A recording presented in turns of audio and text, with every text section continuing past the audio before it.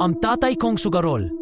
Lumaki ako sa bahay na laging maingay, hindi dahil sa tawanan, kundi sa sigawan at suntukan.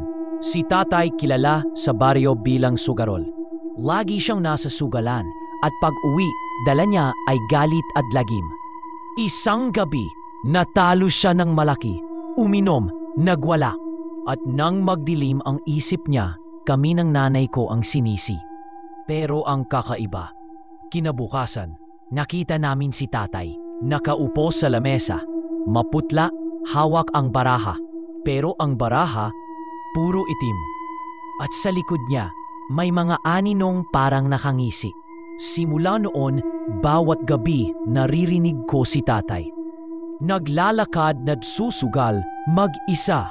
Pero ang katabi niya, mga nilalang na hindi tao. At minsan, bago ako matulog, naririnig kong binubulong niya ang pangalan ko. Anak, ikaw na ang isusugal ko.